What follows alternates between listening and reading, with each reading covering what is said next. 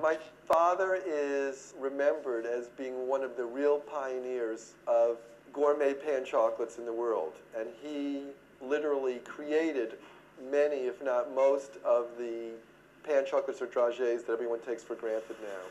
There was no such thing as a chocolate-covered espresso bean, which my father and sister came up with the idea about 35 years ago. It was such a revolutionary idea that anywhere in the world I go, I'll see chocolate-covered espresso beans and many other of my father's creations. The sweet story of Copper's success is inextricably linked with the life of Harold Alexander, the man whose creativity and passion ignited Copper's. He was born in Oldenburg, Germany in 1923 to an affluent Jewish family. His father was a veterinarian. He and his wife were devoted to their son.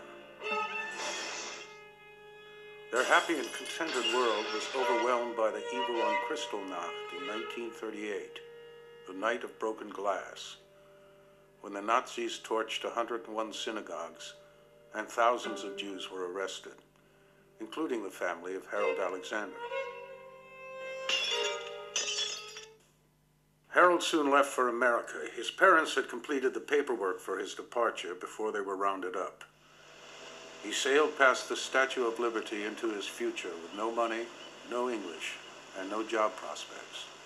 He came here by himself, really no money or anything. They had some relative sponsored him, so met him when he landed in New York and gave him a little beanie that had one of those things you twist on his head and said good luck, and he was just off on his own. And he really somehow survived on his own. He said he lived under the George Washington Bridge. He loved jazz music, and he said he had just a great time to go to Harlem every night and listen to the greatest music.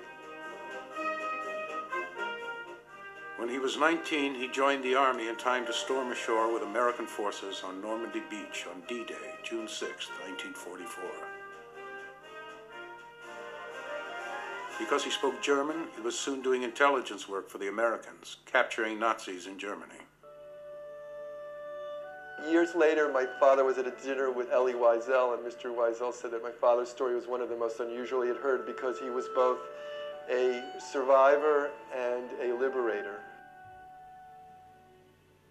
And I think because of having that joint experience, my father didn't have maybe the more stereotypical victim type of attitude about life. He always looked toward the future, and he always had a real joy of life, as my mother has expressed.